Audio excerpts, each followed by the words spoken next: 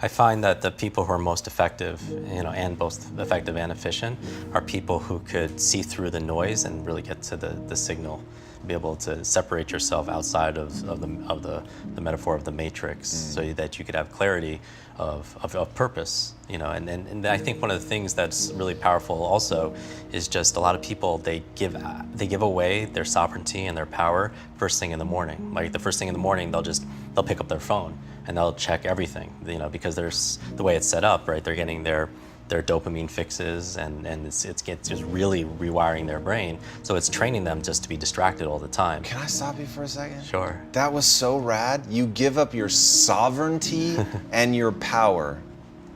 That's incredible, dude. What's your morning routine look like? How does one avoid falling into the trap of reaching right for the cell phone and letting the world dictate? I mean, I think, okay, so I like really managing my first hour of the day and the last hour of the day, because that's where I could control. Like sometimes when you go to the office, things are going to hit you and such like that. But here, when you wake up, instead of reaching for your phone, right? Because first of all, I always keep it. I don't keep the phone actually, and I don't touch my phone the first hour. Because the problem is when you check for your email, for instance, all you're training yourself is just how to respond. You're reacting to everybody else's demands that they have for you, all their requests of the things that they're sending you. And so that's something that I don't want to train my brain to do. I meditate 20 minutes in the morning. I have a full glass of water. I plan my day. I just write down 3 business things that I want to be able to focus on, and then 3 personal things, and that's a win for me. I don't have to go through a checklist of 200 things. If I just do these 3 things, it's a win for me. Even Will Smith, he says if 2 most important things, just run and read every day. Do something physically and something mentally to be able to keep yourself engaged and active to it. There's just all kinds of little hacks and manipulations that you can do, but most people are just incredibly blind. There's so many distractions and there's so many enemies that are out there, and it's literally rewiring our brain. Even social media, the challenge is, with these terms like Facebook depression and everything. What's that? This is social media depression, because whereas everyone's looking at their feed and they're comparing their lives to other people, their highlights of other people's lives. Wow. And there's actually less life satisfaction, more sadness, depression, and stuff like that, because everyone is comparing themselves to. Wow, that's a thing. Posting. And it's a challenge, but more and more time is spent there. But you mean these devices are created to literally jolt you with dopamine, give you these fixes.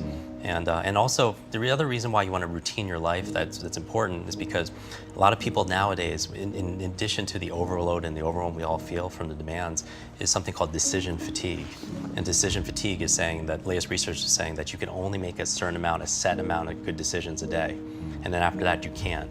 And so people like, even simply, you've heard that Mark Zuckerberg or Tony Hsieh, they wear the same clothes every single day, the same sweatshirt, the same Zappos t-shirts, and you ask them, not the same, they have a whole wardrobe, 20 of them. But the reason why is because they don't want to waste a decision on what should I wear today when they could be working on, the things that they're most excited about. Do you think there really is a finite number of good decisions that you can make in a day? Okay, so I do believe that after a certain amount of focused effort, people suffer from mental fatigue, and that's where they make more mistakes. That's where people become shorter with their temper. That's where the people make less than the best decisions ever, just because of fatigue and exhaustion, because they've been so focused doing certain other activities and such. Do you know Mark Divine? Yeah. All right, so he's got this concept of 20x, right? You're capable of 20 times more than you think you are. Yeah, that fascinates me. I think motivation is key. I think it's the key to life. I think it's the key to learning. I think people feel like that if they can't learn something or remember something, they're not tapped into their motivation, because they don't want to. Like even things like names, let's say they're self-admitting that they're really bad with names, but when it comes down to it, they don't really want to remember the person's name, except for they'll remember the names of the people they're attracted to. They remember the names of the people that could be good for business, because there's inherent motivation. And so I always tell people, if someone's horrible with names, if there was a suitcase of $100,000 cash, if you just remember the name of the next stranger you meet, you're going to remember that person's name. All of a sudden the person's a memory expert, but they didn't use any technique. So it had nothing to do with their capacity or their potential, and it had everything to do whether or not they wanted to or not. And I really do believe that reasons reap results. That's the thing, that if you have enough reasons, you'll get the results. And I think that's one of the keys to learning faster and remembering more. What motivates you, just in general? One of my very first students, she was a freshman, I was tutoring her. She read 30 books in 30 days, and I found out her motivation was her mother was diagnosed with terminal cancer and was given 60 days to live, and the books she was reading were books to save her mom's life. So for me, it's not about making $1, it's about making a difference. Like, I don't really get excited about $1 billion, but 1 billion brains coming online and unleashing their superpowers. And think about the kind of world we live in if we could raise the collective intelligence of the planet. Where are the Elon Musk and Jeff Bezos that are just around, out that could just do amazing things out there? Tell people what you think about questions. I really do believe questions are the answer. I mean, if people have the experience of wanting to change their life, I would start not only with their body, but also the questions that they ask themselves. I believe that ask a new question, you get a new answer. And I think that all the value in the world started at that place. Someone asked a new question about, in business or in a relationship or in the world about putting a person on the moon. And brand new question, and all of a sudden we have brand new answers. And I think that the people that we admire in business that do, like Peter Thiel, or people like going from 0 to 1, they ask a different quality of question and they get a different quality of answer. I think people that read a page in a book get to the end and just forget what they just read, which we are all guilty of. You go back and you reread it and you still don't know what you just read. I think a lot of those people, they're not clear about their outcome of why they read what they're reading. So they're not getting answers. But when your brain is like a magnet, and it'll just start getting answer, because you have part of that brain, they call it the reticular activating system, that determines your focus. Like years ago, I remember my sister would send me emails and postcards with this little pug dog, with the smushed-in face. And I was like, why is she doing that? And then I realized that, it was her birthday coming up and stuff like that. But I just started seeing these pugs in Whole Foods, and I'm jogging in my neighborhood. I see a guy like walking 6 pug dogs and everything, and all of a sudden they started appearing everywhere. And where were they before?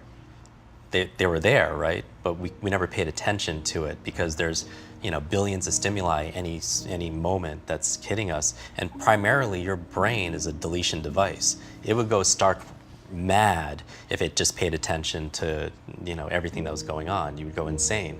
And so primarily you're trying to filter out stuff, and people filter based around their beliefs, their identity, their self-worth, their values, and everything. Same thing when you're learning. That's why writing your goals and having energizing them with emotions is important, because you start seeing answers everywhere. You start seeing opportunity everywhere that's aligned with that goal that you have. And so same thing when you're reading. When you're looking for answers, all of a sudden in your reading, you're like, oh, there's an answer, there's an answer, there's an answer. And it acts like a magnet and just pulls it in. And you learn best by pulling information in, not pushing it in. That's not how the brain works. It works through not consumption, it works based on creation. Getting involved, rolling up your sleeves. Because here's the other tweetable, is learning is not a spectator sport.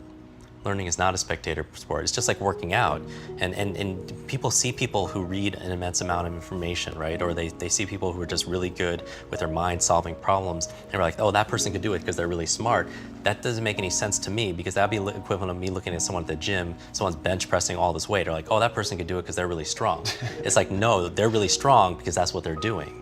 Right? They're doing that on a regular basis. That's why they're showing those kind of results. Same thing with your brain. Your brain acts like a muscle. Obviously it's an organ, but it's like a muscle. It grows stronger with use, but it's use it or lose it. And so many of us are outsourcing our brains to our smart devices. So it's keeping your memory, keeping all this stuff. And so they call it digital dementia. How everyone's all forgetful and absent-minded, senior moments coming a little bit early, they can't remember simple things conversations, everything. It's because they're training their brain to have everyone else think about it, keep your schedule, all that stuff. So we live in an interesting world of overwhelm and anxiety, and people are still, they're so stressed, their amygdala is so under fire all the time, they're reacting as if a saber-toothed tiger is coming at them.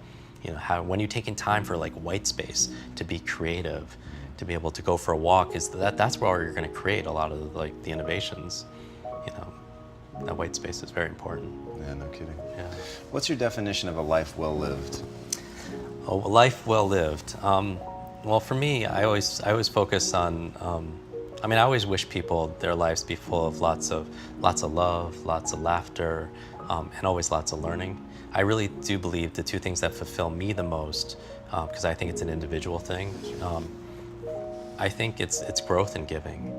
I call them grow givers.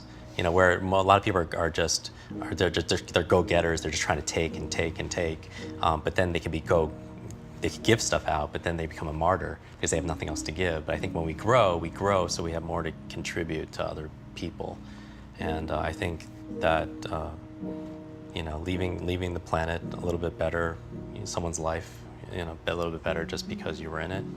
I think that's a life worth lived. Awesome. I love it, Jim. Thank you so much for being on the show, Thank man. you. That was absolutely incredible. I love that.